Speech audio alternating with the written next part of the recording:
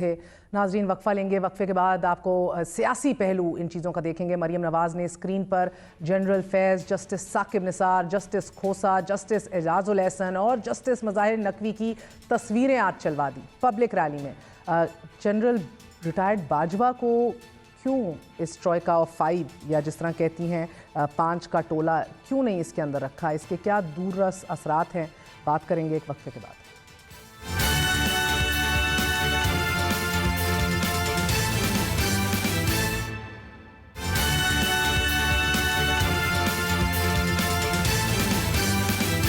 कहा गया एस्टैब्लिशमेंट ने जब गंद का टोकरा अपने कंधों से फेंक दिया तो ये टोकरा 2-3 जजेस ने उठा लिया। जो करप्ट जज करप्ट था उनके साथ था। क्या सुप्रीम कोर्ट के कुछ जजेस एक फितने को थपकी देंगे? आज मरियम साहिबा ने पूछा। बाकी इदारों ने इमरान खान के बारे में समझ लिया कि ये फितना है, लेकिन क्या अब इसे सुप्रीम कोर्ट के चंद जजेस की जानिब से रेस्क्यू किया जाएगा? अगर ऐसा है तो पाकिस्तान कहां जाएगा? सवाल आज ये है कि आज के इस जलसे के बाद जो नया प्रेसिडेंट पाकिस्तान में सेट हुआ है, क्या ये मुल्क उसका मुतहम्मिल है? इसके सियासी असरात क्या होंगे? हमारे साथ सीनियर सहाफ़ी काशिफ अब्बासी, हबीब अकरम और सैयद इमरान शफकत मौजूद हैं। आप तीनों का बहुत बहुत शुक्रिया। इमरान शफकत, आपसे आगाज़ करूंगी। आज आपने अपने वीलॉग में ये कहा कि एक कंट्रोवर्शियल सुओ मोटो, एक कंट्रोवर्शियल बेंच और इसका एक कंट्रोवर्शियल फैसला ही आएगा। ऐसा क्यों लगता है आपको? देखें, चीजें चल किस तरह रही हैं कि एक साहब हैं, वो एक ट्रांसफर पोस्टिंग के मामले के ऊपर चीफ इलेक्शन कमिश्नर को भी बुलाते हैं, फिर उनकी ऑडियोज भी आ जाती हैं और फिर उनकी ऑडियोज से साबित ये इस्टेब्लिश ये होता है कि वो किसी के बराह रास्त ताल्लुक में है। पाकिस्तान दुनिया भर में जो अदलिया है वो तनाज़ात को ख़त्म करने के लिए होती है। जब वो खुद तनाज़ा बन जाए और इस तनाज़ात से बचने के लिए अदलिया के जो अरकान होते हैं उन्हीं के कोड ऑफ कंडक्ट बनाए जाते हैं। और कोड ऑफ कंडक्ट इसलिए बनाए जाते हैं कि वो किसी तनाज़े का शिकार ना हो और लोगों को ट्रस्ट रहे। जब लोगों को ट्रस्ट नहीं रहेगा और आपके इकदामात की वजह से नहीं रहेगा तो फिर प्रॉब्लम हो जाती है। फिर मुल्क, रियासतें जो हैं वो मैं समझता हूँ कि अफरा तफरी का शिकार हो जाते हैं और इस अफरा तफरी से बचने के लिए जो ज्यादा जिम्मेदारी अगर मुझे इजाजत दें, ये ट्रस्ट का पैमाना हबीब अकरम क्या है? क्या ट्रस्ट का पैमाना क्या है? ये इधर यहाँ पे ट्रस्ट का पैमाना चूंकि हर शख्स का अपना है और हर पॉलिटिकल पार्टी का अपना है, तो लिहाजा उससे तो हम डिस्कस नहीं कर सकते। वो तो सियासतदान जाने और उनकी सियासत जाने। लेकिन मैं बुनियादी बात ये में कोड ऑफ कंडक्ट क्या है? आज सुप्रीम कोर्ट में जज बैठ के अपने ब्रादर जजों के ऊपर इल्जाम लगाते रहे, एक तरह से एतराज करते रहे।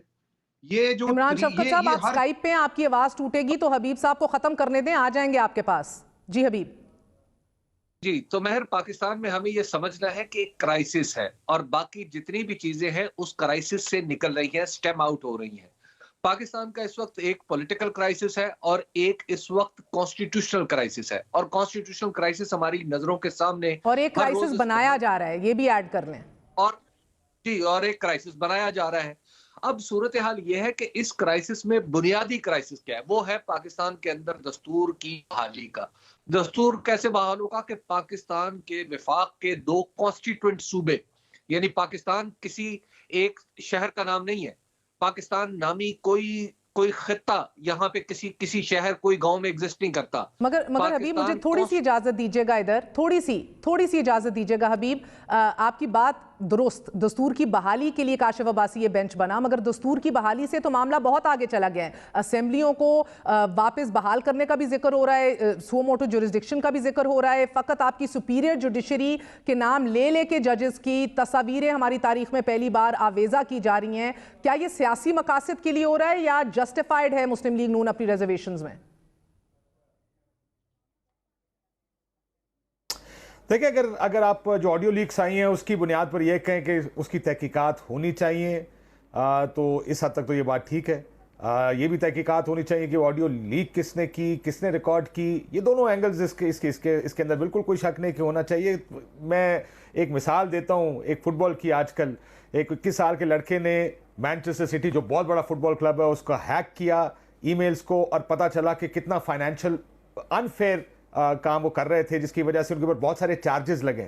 तो एक एंकर ने पूछा कि क्या ये हीरो है या ये क्रिमिनल है, उसको 21 साल की सजा हो सकती है। तो एंकर ने कहा मेरे लिए ये हीरो है, क्योंकि ये एक ऐसी इंफॉर्मेशन सामने लाया जो शायद हमें अदरवाइज पता ना चलती। सो एक तरफ तो ये इंफॉर्मेशन है, लेकिन देखिए मसला यहां पर यह है कि कंट्रोवर्शियल सो मोटो, आपको याद होगा जिस वक्त डिप्टी स्पीकर की रूलिंग आई थी कौमी असेंबली में, उस वक्त भी एक सो मोटो हुआ था।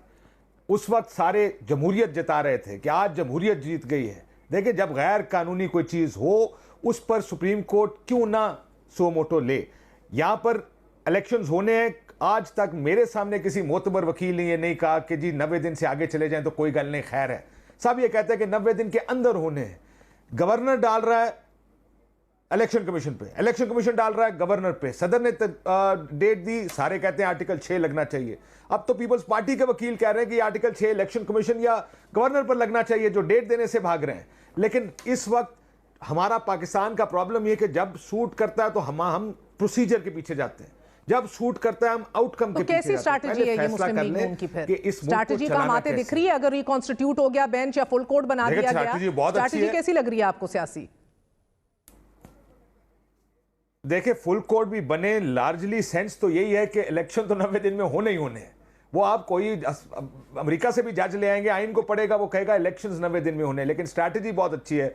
उस स्ट्रैटेजी में 3 जजेस को उन्होंने पॉइंट आउट किया है। चीफ जस्टिस पर बेंच फिक्सिंग का इल्जाम लगाया, बाकी 2 जजेस का नाम लेकर, हालांकि एक फैक्ट भी गलत है कि जस्टिस एजाजुल एहसन साहब की तो कोई ऑडियो नहीं आई, उनका भी नाम लेकर का ऑडियोज हैं, दूसरा जस्टिस मुजाहिर नकवी साहब का नाम लेकर भी का ऑडियोज है। लेकिन ये बयानिया सिर्फ अब का नहीं है। मुस्लिम लीग नून को एक मजामती बयानिया चाहिए था, ये मजामती बयानिया जाएगा इलेक्शंस में, लग यही रहा है उनको कि इलेक्शंस तो हो जाएंगे। मुझे मौका दीजिए इमरान शफकत, आपको किस हद तक लगता है कि इस मुल्क के एक मुस्तकबिल चीफ जस्टिस ऑफ पाकिस्तान को मुतनाज़े बनाना, उसको कॉम्प्रोमाइज कहना without any proof, justice Ijazul Ahsan की बात कर रहे हैं जी महर, ये जजों को सोचना चाहिए। सवाल ये नहीं है कि नून लीग क्या कर रही है, पीपल्स पार्टी क्या कर रही है। सवाल ये है कि क्या हमारे वो लोग जो ओथ के अंडर होते हैं वो अपने ओथ की पासदारी कर रहे हैं। सवाल ये नहीं कि इलेक्शन 90 रोज में नहीं होने चाहिए, मैं कहता हूं कि होने चाहिए। और पाकिस्तान का हर जी शऊर बंदा, कानून पसंद बंदा यही कह रहा है। आप तो फुल कोर्ट बना ले। मैं पाकिस्तान का मसला कुछ और हो गया हुआ है, खराबियां इतनी बढ़ गई हैं कि अब हमें ड्रास्टिक चेंज लाने पड़ेंगे, पार्लियामान को खड़ा करना पड़ेगा। ये पार्लियामान के बाहर बैठ के जो हम एक दूसरे के ऊपर कीचड़ उछालते हैं ये रोकना पड़ेगा, वरना ये मुल्क नहीं चलेगा। जजों को आप कानून साजी कर ले कि जो नेशनल लेवल के बड़े जो केसेस होते हैं उसमें फुल कोर्ट बैठ जाए।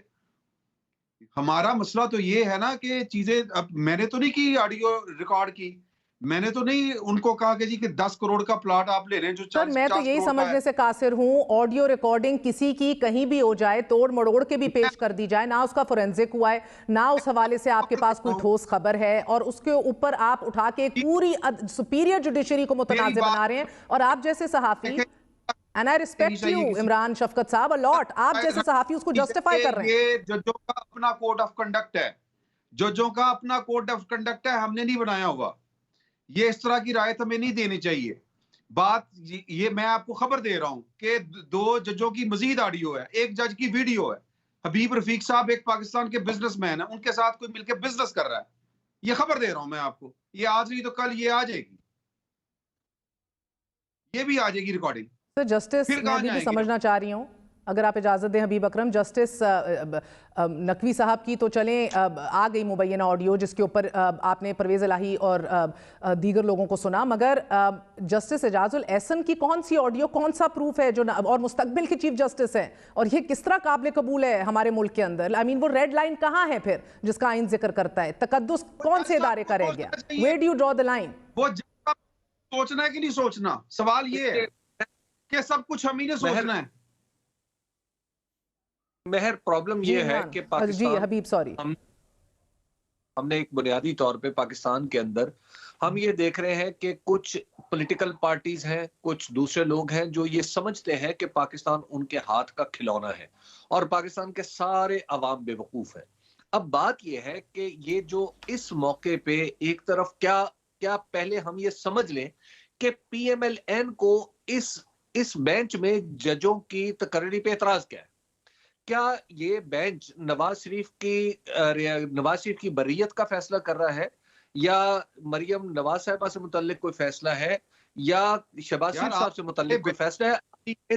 सारे के और सीट एक बात ये है, डिसऑनेस्टी को एक कोड ऑफ कंडक्ट की खिलाफ वर्जी करने वालों किस तरह बैठ के प्रोटेक्ट कर रहे हैं। मैं आपके हौसले की दाद देता हूं, मैं आपके हौसले की दाद देता हूं। इमरान शफकत, वैसे बड़ा वैलिड पॉइंट है हबीब अकरम का कि ये उनके सियासी मुस्तकबिल का फैसला या उनकी प्रॉपर्टीज का फैसला, ये केस ये नहीं सुन रहा, ये केस इलेक्शन सुन रहा है, ये बेंच। तो मेरा मतलब है ये वजन है दलील में। हबीब साहब की बात कंप्लीट होने दें, I will come to you. अच्छा, दूसरी बात यह है महर के इस वक्त जो सामने मामला है वो तो या तो कोई पॉलिटिकल पार्टी उस पर पोजीशन ले ले और पॉलिटिकल पार्टी आके कह दे, मिसाल के तौर पे मुस्लिम लीग नून, अब मुस्लिम लीग नून को भी आज नोटिस गए हैं तो आप आए और अदालत में कह दें कि हम इलेक्शन नहीं चाहते, ताकि ये बात वाजे हो जाए कि क्या वाकई पीएमएल-एन साथ तो आज कहा है मरियम साहिबा ने हम इलेक्शंस के लिए तैयार हैं, सबसे साथ ये भी कहते हैं साथ साथ हम तो तैयार हैं इलेक्शंस के लिए। उसके बाद ये जो गवर्नर है, पंजाब के गवर्नर साहब जो हैं, ये क्यों नहीं तारीख दे रहे, और उसके बाद केपी के गवर्नर साहब क्यों इससे मुजतनब है, और फिर उसके बाद फिर इस तरह के पैगामात क्यों दिए जाते हैं। आपका वजीर दाखिला कहता है कि हम सिक्योरिटी नहीं मुहैया कर सकते, तो फिर इसका क्या मतलब है? अगर आप अदलत में जाए और अदालत में जाके कह दें कि नहीं करवा सकते, आपकी जी इमरान, जज नहीं दे सकते, जी इमरान, आपकी अदलिया कहती है कि हम जज नहीं दे सकते, हमारे पास आरओज नहीं है, इसका क्या करना है? इसका भी जवाब दे दें। बात यह है कि गेम कुछ और चल रही है। बात यह है कि पाकिस्तान के जो मुलाज़िमीन हैं उनके ये फैसला साजी की कुव्वत हमें छीननी है। बात यह है कि हम जो तकदीस वो फलां मुकद्दस ये कब तक चलेगा? हबीब साहब कह रहे हैं पाकिस्तान खिलौना किन के हाथों में बना? क्या हम बात आज खुल के कर सकते हैं? पाकिस्तान टूटा कैसे? पाकिस्तान ये जो सिस्टम के जी रहा है, मैं ये जुर्रत थोड़ी सी कर सकती हूँ, मैं थोड़ी सी जुर्रत कर सकती हूँ, आप इजाजत दें, और इसका जवाब शायद इसी सवाल में होगा। काशिफ अब्बासी, आज ये ट्रोयका जो 5 का गैंग बताया है मरियम साहिबा ने, जिसके अंदर चार जजेस और एक साबिक जनरल है, उसके अंदर बाजवा साहब मौजूद क्यों नहीं थे? इधर ही आपको जवाब मिल जाएगा, बताएं काशिफ। आज ये सवाल आपका अच्छा है। ये जो 5 लोग हैं बदल गए हैं, अब जाहिर है उनके साथ डील जो कर ली है, तो वो वोट को जो इज्जत देनी थी, वो जो सारे सब लोग कह रहे थे कि एक सिलेक्टेड गवर्नमेंट आई है। और जी इमरान शफकत साहब, आपकी आवाज टूटेगी, काशिफ को मुकम्मल करने दें, फिर इसका जवाब जरूर दीजिएगा।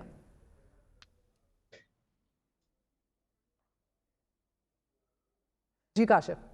हाँ जी, वो देखें, ये तो अब बाजवा साहब का ना होना उसमें, या जो लिस्ट बदल गई है उसके बदलने की भी वजह सारों को पता है। आपको याद होगा जब गुजरांवाला में मियाँ साहब ने तकरीर की थी तो सबसे ज़ोर से नाम किसका लिया था। अब वो नाम उनकी लिस्ट में नहीं है, क्योंकि अब वो नाम उनको सूट करता। अब वो थे जिनके साथ मिलकर डीलें बनाई थी, वो थे जिनके साथ मिलकर ये वोट ऑफ नो कॉन्फिडेंस की सारी गेम बनी थी। दूसरा, इन्होंने सिर्फ आरओ कहा कि आरओ नहीं दे रहे, सिक्योरिटी नहीं दे रहा, कोई पैसे नहीं दे रहा, लग तो ऐसे ही रहा कि कोई इलेक्शन नहीं चाहता। ये तमाम लोग जो हीले बहाने कर रहे हैं वो इलेक्शन नहीं चाहते इस मुल्क में, कि इलेक्शंस होने चाहिए। मसला ये है कि मैं इस बात पे से एग्री करता हूं कि अगर एक आधा जज कोई बेंच में नहीं भी होगा तो उसको फर्क नहीं पड़ता। अगर कंट्रोवर्सी बन गई है किसी चीज के आने की वजह से, तो अगर कोई साइड पे भी हो जाए, एक नया बेंच बन जाए, सारों को डाल दें, फुल कोर्ट का एक हेयरिंग कर लें और फुल कोर्ट इस सारे को सुन ले, कोई फर्क नहीं पड़ेगा इस चीज। बिल्कुल ठीक बात। असल मसला यह है कि आइन और कानून के मुताबिक क्या होना चाहिए। आइन और कानून ये कहता है कि 90 दिन के अंदर इलेक्शंस होने हैं। इस 90 दिन के इलेक्शन से तवज्जो हटाने के लिए कभी कोई अदलिया की बात करता है, कोई इस्टेब्लिश्ड जनरल फैज की बात कर रहा है। इन सब को अपने अपने कियों का जवाब देना चाहिए। ये इस मुल्क को अगर आपने आगे लेकर जाना है, मैं इस हद तक उनसे इत्तेफाक करता हूं कि अगर मुल्क को आगे लेकर जाना है तो हमें अपनी गलतियां सुधारनी होंगी। लेकिन यहाँ पर मसला मगर सुधार नहीं रहा ना कोई, sir please let's not mislead the public. सुधारने को सब तैयार है, अपनी की भी गलतियां नहीं सुधारना चाहते। इमरान शफकत, अब आप बता दें कि इस ट्रोयका और जिन 5 लोगों की तस्वीरें आवेजा की हैं उसमें जनरल बाजवा क्यों नहीं थे? वो जो बात की है कि जब जिसको जो सूट कर रहा होता है वो इरेगुलरिटी, उसको इरेगुलरिटी नहीं लगती, उसको वो गैर कानूनी काम नहीं लगता। यही बात इमरान खान साहब के ऊपर भी सादिक आती है कि कल तक इमरान खान साहब बाजवा साहब के गीत गाया करते थे 24 घंटे, फिर बाजवा साहब से उन्होंने इस तरह करके मुंह मोड़ा या उन्होंने मुंह मोड़ा। बाजवा साहब पता नहीं फिर क्या से क्या हो गए। कल के दुश्मन आज के दोस्त, आज के दुश्मन कल के दोस्त।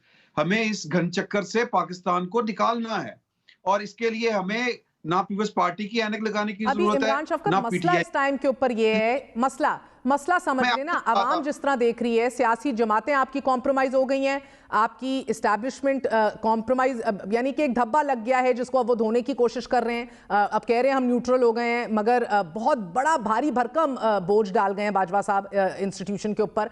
तीसरा, सिर्फ एक फकत आला अदलिया थी जिसके ऊपर हर कोई देखता था और सब निगाहें मरकूज थी कि इधर से इंसाफ मिलेगा। अगर आपने उधर भी कंट्रोवर्सी शुरू कर देनी है और हुकूमत वक्त में होते हुए सुप्रीम जुडिशल काउंसिल का रुख करें, सबूत फराहम करें, लेकिन आप सियासी तौर पर आप बदनाम करना चाह रहे हैं हाजिर सर्विस जजेस को, how can you not take an exception to that? मैं हाजिर सर्विस जज कब बदनाम नहीं हुए? मलिक क्यूम साहब का नाम आपने नहीं सुना हुआ? राशिद अजीज साहब का नाम आपने नहीं सुना? और क्या हमारी जो पॉलिटिकल यानी केसेस की जो हिस्ट्री है वो क्या अवाम ने कभी कबूल की है? ये भुट्टो से तो लेके सर आप पहले कंडेम तो करें ना, आप बहैसियत सहाफी आप रास्ता तो सही बताएं ना। हम आइडियल्स को कहते हैं ना, आइडियल्स एम करते हैं, आप कहें कि सही रास्ता सुप्रीम जुडिशल काउंसिल है। ये सियासत और इस तरह सब इंस्टीट्यूशंस को दिखे, ये ना कहें कि सब सही है, आप गलत इल्जाम लगा रहे हैं, बट इल्जाम का रास्ता है ना एक, आप ये तो कह दें। कोई रास्ता महर सुप्रीम जुडिशल काउंसिल कोई रास्ता नहीं है। सिर्फ शौकत सिद्दीकी साहब को निकाला गया था। क्यों निकाला गया था? जनरल फैज निकलवाना चाहते थे। और किसको कभी निकाला गया आप बताएं? ये पार्लियामान में होना चाहिए, ये अपॉइंटिंग अथॉरिटी पार्लियामान होनी चाहिए और पार्लियामान ही उनको सैक करे। हमें पाकिस्तान के, अगर पाकिस्तान को बचाना है, अगर पाकिस्तान को चलाना है तो सबको अपने किबले दुरुस्त करने पड़ेंगे। पार्लियामान मुल्क चलाया करती है। ये जजेस की तकदीस, ये जर्नलों की हाँ, लेकिन ये थ्योरेटिकली बात बिल्कुल सही है हबीब अकरम साहब, इनहेरेंट फ्लॉ कहाँ है इमरान शफकत की इस आर्गुमेंट में? नहीं, बिल्कुल गलत है। देखिए बात यह है कि इस क्या गलत है काशिफ? मैंने आपको में कि क्राइसिस कुछ और पार्लियामेंट, आप ये सोचें कि आज अगर आप ये इख्तियार पार्लियामेंट का दो दें, वो 3 जजों को उठा के बाहर फेंक देंगे, तो फेंक दे। देखिए सुप्रीम जुडिशल काउंसिल क्यों है? सुप्रीम जुडिशल काउंसिल इसलिए है कि आप अपना रेफरेंस उसके अंदर भेजते हैं। ये अगर आपने इख्तियार दे दिया पाकिस्तान जैसे मुल्क में कि पार्लियामेंट उठा के बाहर भेज दे, आज 3 जज आपके फारिग कर देते। वो अगर आज 3 निकालेंगे तो कल को पूछ लेंगे उनसे कि क्यों निकाला। जजों को कौन पूछेगा? शौकत सिद्दीकी कहां से जाके ले इंसाफ? आप बताएं, कोई ओपन सी कोई छुपी हुई चीज है कि जनरल फैज निकलवाना चाहता था उसको? देखिए कहां जाए वो?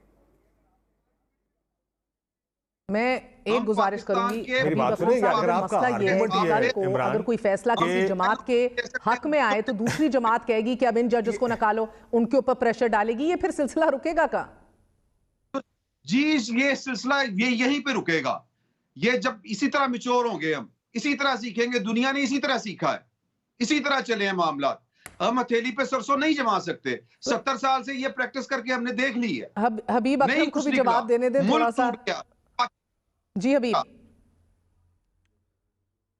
देखिए महर, हमारे सामने एक इस वक्त निजाम का मसला दरपेश नहीं है, मसला मौजूदा निजाम की कंटिन्यूटी का है। मेरा पाकिस्तान के अंदर असेंबलियों का टूटना दरअसल एक बड़े क्राइसिस का नतीजा था, जिसकी तरफ आपने इशारा किया कि जनाब बाजवा साहब क्या कर रहे थे और कैसे अदम एतमाद आई। तो अब पाकिस्तान में पहले एक पॉलिटिकल क्राइसिस पैदा हुआ उन लोगों की शमूलियत की वजह से जिन्हें ऐसा नहीं करना चाहिए था। उसके बाद अब जो मामला है ये वाला दस्तूरी है, ये उससे पहले हो सकता है। इसको कैसे है? ये इमरान खान अच्छा हो गया, कभी इमरान खान बुरा हो गया, कभी नवाज शरीफ बुरा हो गया, कभी फलाना बुरा हो गया। ये जो म्यूजिकल चेयर है ये रुकेगी कैसे?